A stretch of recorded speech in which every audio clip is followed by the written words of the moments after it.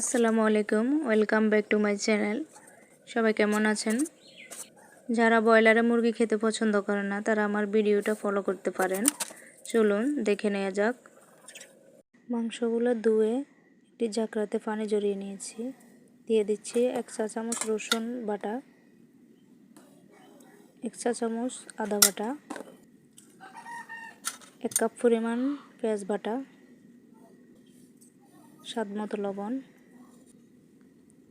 হলুদের গুঁড়া 2 চা চামচ, 2 চা চামচ জিরা ধনিয়ার গুঁড়া,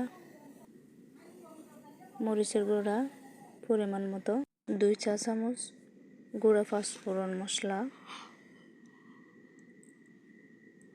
লিকুইড ম্যাগি মশলা 1 চা চামচ, 1 টুকরো লেবুর রস দিয়ে দিচ্ছি।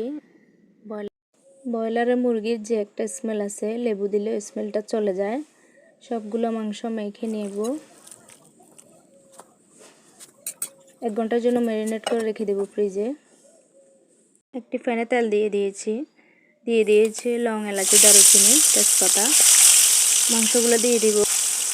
চুলার আগুন মিডিয়াম আঁচে রেখে কিছুক্ষণ কষিয়ে নেব। কিছুক্ষণ কষিয়ে নেওয়ার পরে